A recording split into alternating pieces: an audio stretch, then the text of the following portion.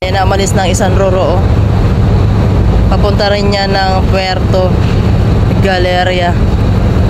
Ayan na siya, oh. Puno din pala ng ano. Uy. Kami siguro maya-maya na rin kami alis. Hello guys, welcome Australia. Nandito na kami sa terminal ng Batangas. Port pala. Port. May exit na. Kaya. So, nandito na po kami at patungan na kami sa... Saan ba yun tayo pupunta na? Sa Africa. Sasakay yung tumaming badya. Isasakay sa ano? Sa Africa. Hala ka, be! Malangga. Sabi ng gwardya, kaliwa daw kami. Eto na.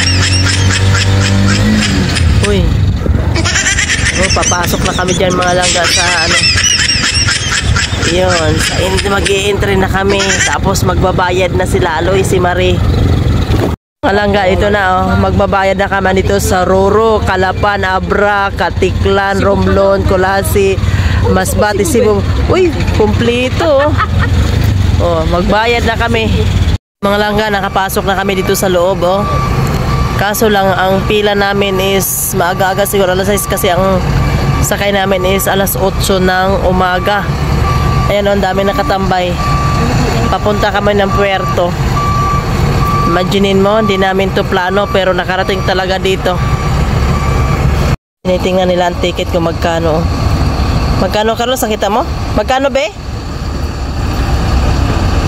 Yung dalawa na yung gagala o saan kayo papunta yan oh. Ayun mga langga, ang oras is alas 11. Ang aga pala namin dumating.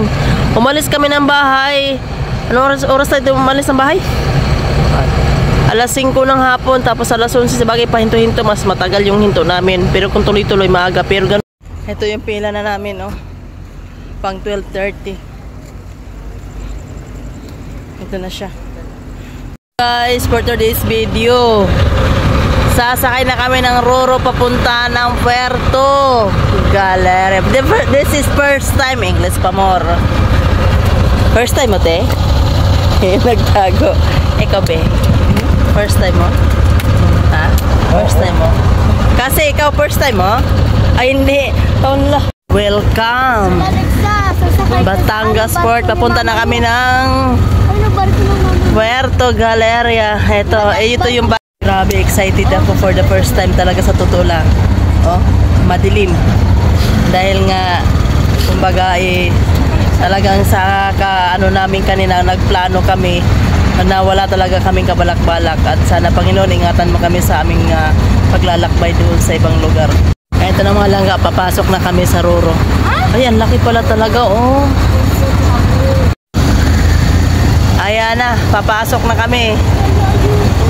Mga langga, ito na siya. Papasok na kami dito sa Roro. Oh. Aching. First time driver itong kulay ano, silver na ano, kotse is babae. Hindi siya